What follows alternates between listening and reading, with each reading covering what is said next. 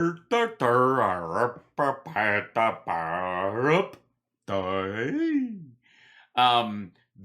D'Souza and his 2,000 Mules is not doing very well. First of all, it's all bullshit. Second of all, the amount of bullshit in it is not, surprisingly enough to him and everybody around him, not easily covered by a bunch of stock footage and shit graphic techniques to make you think it's very serious. Basically, what you're watching is an episode of like 2020 or Dateline NBC about a murder where Dateline gets it all wrong and ends up having to do a giant correction so they don't get sued. This is that between the correction and the suing part. It's hilarious. It's super fun. I would like to say, for the record, that hold on one second. I have to click on something. There we go. And then this is my back thing, and then we go there, and then because I'm checking in for my flight, and this is how I go. My thing all of a sudden came up to like do that. It finally came through. Let's see. Oh, yes, we'll add that. Whoops. There we go. All right. I don't have to do that. Hold on. This guy. That's what I got to do. Go. All right. Things are very touchy. I love travel. Okay, let's no, I don't need to do that. Just get on with it, man. I don't know why this is it's being all weird and stuff. Yeah? Just do that. Come on. There you go. I don't know. It's, I start always talking with an accent whenever stuff doesn't work the way it's supposed to work, right? And then it does, and then we're fine. Just do it. Yeah, there we go. Should do it. And then I'm all set. Yes, I know that. Continue. Got it. There's so many extra buttons these days because of, like COVID, post-COVID stuff. It's Michael Caine. I'm signing in as Michael Caine. I'm traveling, but I do not have Michael Caine. Except, yes, I accept the health acknowledgement. I accept it. I have accepted the healthy acknowledgement. I don't want to bring on hazardous materials. I'll know that now. I'll do both. Thank you. Shit. All right, now I'm done. Good Lord. I mean, it's so easy and yet still complicated. Thank you so much, Andy Sarah, for gifting the subs. Don't forget on Twitch, twitch.tv/HalSparks. Don't forget to subscribe, of course, and on YouTube as well. We are within swinging distance of 35,000 subscribers, people. We are well within wiggle distance. If we could, if we could just clear that, can you imagine? Oh, we're at 34,769. We're within 250 subscribers of 35K. Very exciting. Oh my gosh. Okay, now, and I know that there's got to be at least 250 former Dinesh D'Souza's, fans out there that have seen my takedowns of his garbage and are like, I've seen the light. I was deluded and ridiculous for a long time, but I've had enough. I'm tired of being embarrassed at family gatherings. I'm tired of making an ass out of myself, or a mule out of myself, depending on which translation of the Bible you're using. And I'm over it. I'm going to start watching you from now on, Hal Sparks, because you've never let me down. By the way, the Ukraine funding went through today. Fuck you, Rand Paul. Just saying. You did nothing. You slowed things down. You may have tried to get more people killed, but ultimately ineffective gibberish. And we'll have some, obviously Marjorie Taylor Greene voted against that. She also voted against allowing people on WIC to get baby formula because pro-life. She apparently has some sort of an excuse for that. We don't know what that is. All right, here we go. Very exciting. But this is, I have to admit, the title of this, and I have not watched it, but the title of this video makes me feel seen. Debunking a desperate leftist attempt, leftist attempt to invalidate 2,000 mules. How dare you? And by the way, this was wedged right next to a 2-part series he had to do, pushing back on Ben Shapiro's debunking of his garbage. Yikes! Poor Demes, he's getting it from all quarters. Let's see what he's going to debunk the debunking of his bunk. Let's see. Very exciting. The left is really getting desperate on 2000. Yes, I'm terribly desperate. I woke up in a cold sweat this morning. Mules. They started out by unleashing their fact checkers. Yes, we unleash them. We have to keep them leashed up, or they'll shake the baby. And these are 20 and 30 somethings. Oh, I guess he's not talking about me. I don't know if you know this. I just look like a 30-something, Dinesh. And they thought, okay, yeah, we'll shut this down, you know. But of course, these are people who know nothing about geo-tracking. Yeah, that's the thing about 20-somethings is they don't really understand tech. Yeah, if you really want somebody who understands the finer points of geo-tracking and geolocation and GPS and those kind of things, you really want to look for somebody in their mid-60s.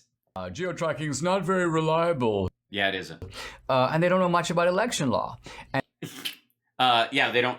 Apparently, that's something you have in common with them. So, see, we can all build bridges. And so they had these clumsy first salvos that were easily repelled. In fact, even people who had nothing to do with politics would say things like, wait a minute, I lost my cell phone in some tall grass and I was able to pinpoint its exact location within inches. Yeah, because of another device that locates it on your behalf, not the stuff that they sell, but right. So this idea that all this technology doesn't work is like laughably absurd. And so suddenly the left realized, oh my. Well, also, if you included everywhere my phone was positioned all the time, except where you wanted to see it be. See where I'm going with this?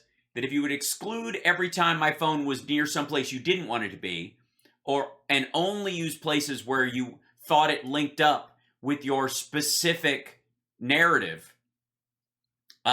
that's where people would call into question the consequential nature of your affirmations about this. My gosh, we've obviously deployed our B team, and that's not going to be enough. We need to unleash the A team. So the A team is now coming out. The A team is the New York. Is obviously Face, Murdoch, Mr. T, and Crazy Pants. Times, which is evidently trying to do some sort of a hit job. They haven't published. Hannibal, I think. Sorry, actually. Murdoch was the Crazy Pants. Yet. Whoop-de-doo. I mentioned the Washington Post, which I'll be discussing in depth tomorrow. You're going to have to. Philip Bump in the Washington Post. There's an article in NPR, which I'll be dealing with. Not NPR. Gee, so who unleashed NPR? Do you know the damage they can cause if they just... I mean, just their calm tone of voice has been known to shake buildings to their very foundation. Tomorrow, probably. But I want to talk about an article in the Atlanta Journal-Constitution, which is focusing on Georgia. And I want to use it as just a case study of just classic deception at all levels. Title. Well, I would say that about 2,000 Mules, except there's nothing classic about it, and the levels are, it's not at all levels. It's like at 2 levels. Of the article. Georgia investigation dispels allegations highlighted in 2,000 Mules. Let's just take in the title for a minute. You think you're going to get some kind of refutation of the allegation in 2,000 Mules that 242 mules have been identified through cell phone geo-tracking, visiting 10 or more drop boxes each. And a bunch of these people are seen on video. Not all of them, but a bunch. Yeah, a bunch. Define bunch. 8. They're black. So they're probably, what are they, worth twice as many as like a white person? To them where the video is available. Now, the subtitle of the article, ballots were legally delivered for family members. Right. Okay, and then I start reading the article. The article, it turns out, is about one guy. And I'm going to read. Surveillance video showed a man pull up in a white SUV and insert 5 absentee ballots into a Gwinnett County Dropbox. An investigation revealed he was delivering ballots for his family, which is allowed under Georgia law. First of all, I immediately begin thinking to myself, an investigation revealed he was delivering ballots for his family. Now, how would an investigation reveal that? Remember, when an absentee ballot... Because they asked him and they asked his family and they said, when did this happen? And this is a piece of video that isn't new to this movie. It was used in other shit by Giuliani and his lackeys to attack this dude. And so they went and asked. And then all the people in the family who voted, all 5 of them, had one of those little, like, your vote was counted things on their fucking phones. Like that. Ballot is put into a ballot box. It goes in with all the other ballots. And once the ballot is taken out of the envelope, the 2 pieces of evidence, the envelope with the... Oh my fucking God. They asked him and they asked his family. He left the house at a certain time. When'd you go? Yeah, I dropped him off myself. I did it after work. I had him in my car and then I put him in there. He's in the fucking movie. And this asshole is accusing this guy of committing a major crime, the kind that maggots will kill you for. And he's pissed at this, that they just went and said, who voted in your family? Oh, these people live in my house and my mom lives upstairs and she voted. And so I just dropped him off there because nobody wanted to leave the house because it was fucking COVID. And that's what we did. And he put me in this thing saying, did you guys all vote? Yes, we did. The signature and the name is in one side. Oh, fuck off. They asked the voters. It's his family. Also, and by the way, I will give him the benefit of the doubt just for the sake of this argument. Dinesh, if there's any chance this dude dropped off 5 fake illegal ballots, they were all for Trump. And the ballot goes in with all the other ballots. There's no way to retrieve those ballots. In fact, this has been...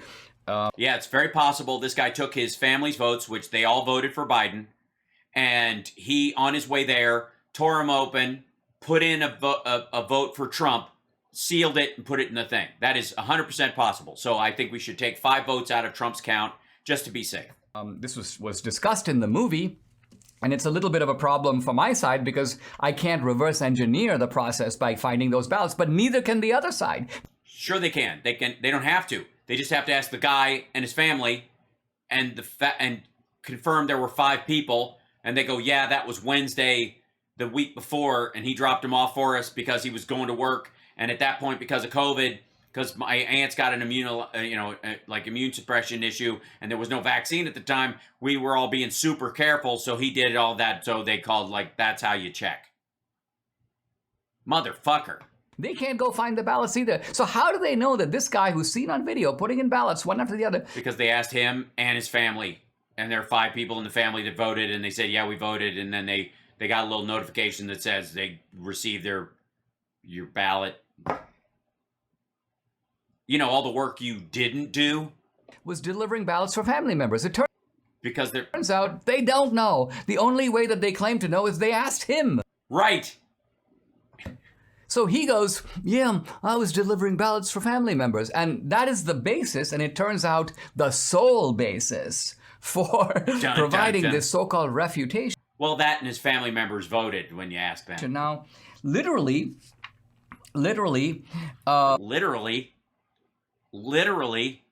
you didn't ask him. You accused this man of committing a crime. You used footage of him doing it. You released the premise that this guy was committing a crime, and you never talked to the fucking guy. This article implies that this single case, this solitary case, they go, so far, Georgia election investigators have debunked the movie's allegations. Right. They use him as an example, but in the recount and in the canvass, they discovered no massive voting fraud, none of this stuff. Nobody who was from any of these votes that were dropped off, none of the ballots in these areas, none of the, they asked a swath of voters in these areas, did you really vote this way? When did you do it? Did you do it by mail? How'd you get it there? And they went, yeah, this guy dropped it off for me because he lives in the house. We're all family and he did this or whatever. And I voted for, yeah. And who'd you vote for? I'm not telling you, but you don't have to. Did you vote? Yes. When? This date. And I'm thinking, where? When? Where's the debunking of the allegations? I've never seen it. It doesn't exist. I actually, we haven't watched the movie yet, so we'll do that at some point. Obviously, he's going to hit me with a copyright strike when I do it. So just get prepared. So essentially, the Atlanta Journal-Constitution is going based on this one case, extrapolating to the 242 cases which have not been investigated. Well, no, they have by Georgia, because they did a canvass, and if there was a major upset where there were like chunks of ballots where people were like, I didn't vote. What are you talking about? The Georgia election investigators have not come to any conclusion regarding that geo-tracking evidence. Yeah, they don't have to, because they talk to the actual fucking voters. As far as I know, an investigation ongoing, although I'm highly suspicious about whether this is an investigation that's intended to go anywhere, or it's an investigation essentially designed to put everything into slow motion so that... Well, that's only because you're talking about Republicans who may have created fraudulent votes to try and help Trump, and now people are looking and they're going to find out that they actually were assisting Trump, even though he turned on them like he turned on Kemp and Ratzenberger. They were actually in the process of helping him commit fraud, and they don't want people to look because he fucking lost. And they're just like, he lost, never mind, whatever. That nothing actually happens.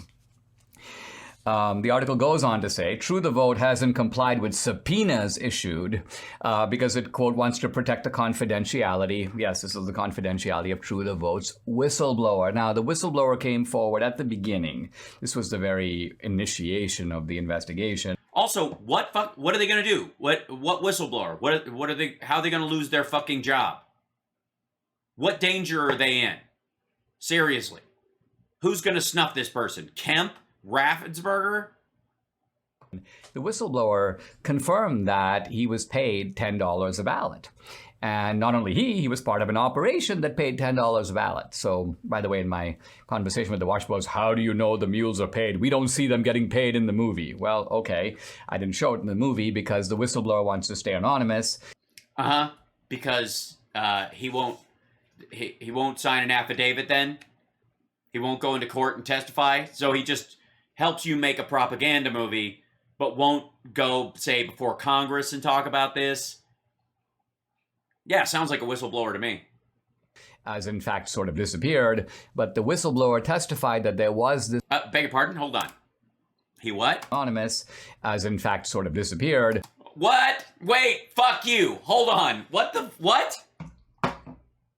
Wait a minute. I didn't show it in the movie because the whistleblower wants to stay anonymous, as in fact sort of disappeared. But the whistleblower testified that there was this... First of all, testified where? He didn't testify anywhere. He talked to you. He talked to this, allegedly talked to True the Vote. Now they're fucking gone? What? No. No, for fuck's sake. That's not a whistleblower. All right. Meanwhile, this dude is shitting all over Vindman for coming forward and questioning the veracity of his claims when he put his fucking name and career on the line. And what? So this is an anonymous whistleblower that went to True the Vote and now can't be found, but alleges that they got paid $10 a ballot and now they're gone. Now, unless there's a follow-up that motherfucker was murdered. What?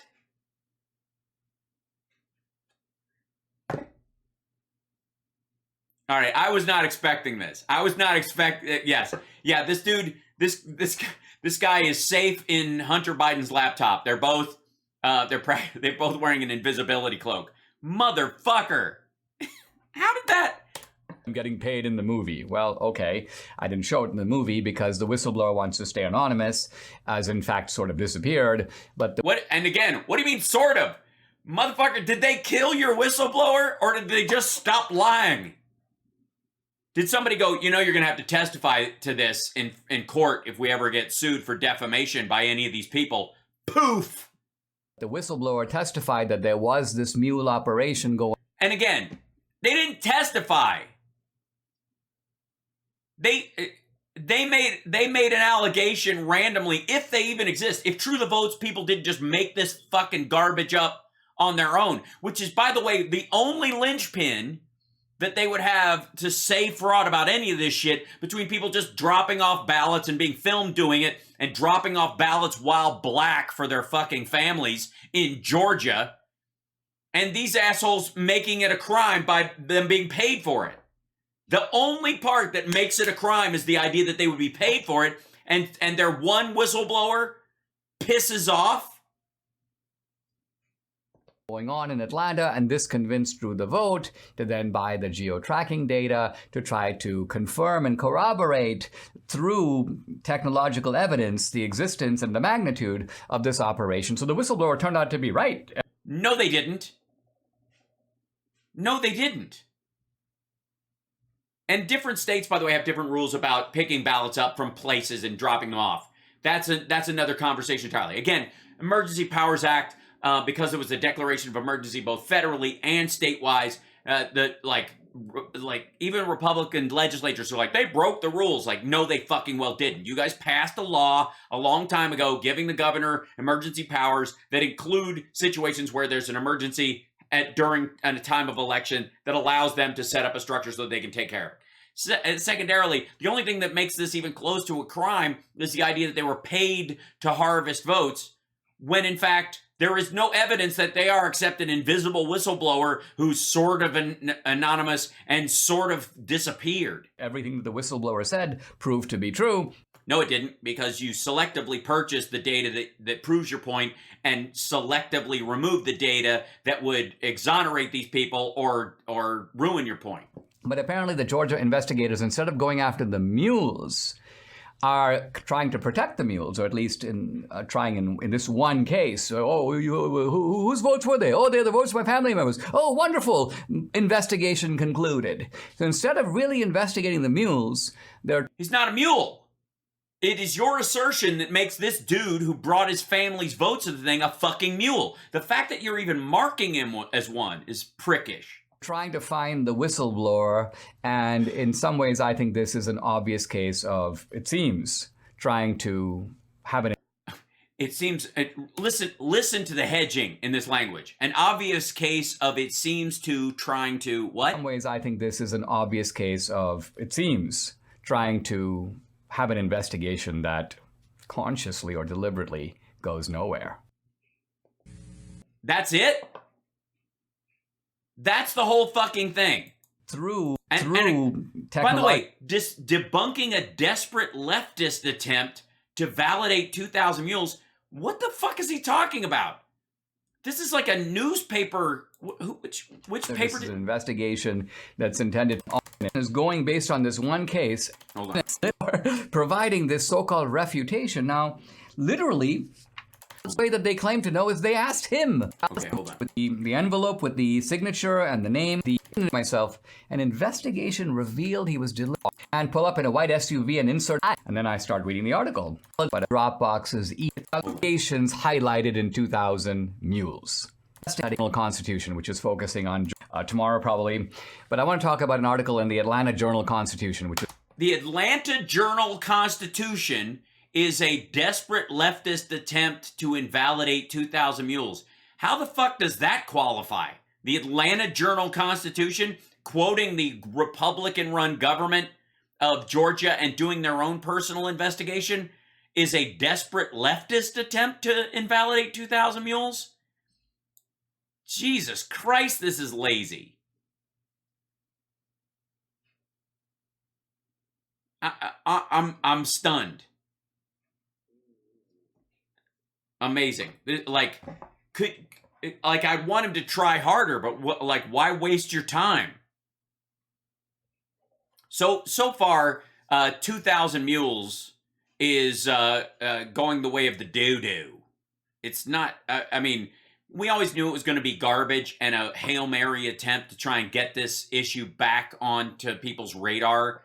The only thing I think it's successfully done is get the MAGA voters less interested in voting, which is the same, garbage we hear from Trump himself that has actually made their voters, make their core base of MAGA supporters less interested in voting. Because why would you get out of the house? Why would you bother and fill out a ballot? Why would you go through all the trouble if it's all rigged to start with? I mean, if you're doomed from the beginning, better to fight your battles some other way, right? So a lot of them aren't. A lot of them aren't voting. Ask Madison Cawthorn. Ask fucking Dr. Oz. Even still. What is it? The Mastriano or whatever? Like, he made it through. He's going to lose in Philadelphia. Or in Pennsylvania, rather. But there's a ton of these guys who just, like, MAGA folks that aren't voting anymore because you got to fix 2000 or 2020 or it's not, worth even trying. And so he releases this stupid movie to try and get the voter fraud back into people's, to capitalize on the zeitgeist of it within the Republican Party. And what's he ultimately end up doing? Alleging that a lot of innocent civilians are engaged in some sort of mass conspiratorial RICO campaign to steal votes from fucking Donald Trump by the half dozen, like it's going to have a goddamn impact.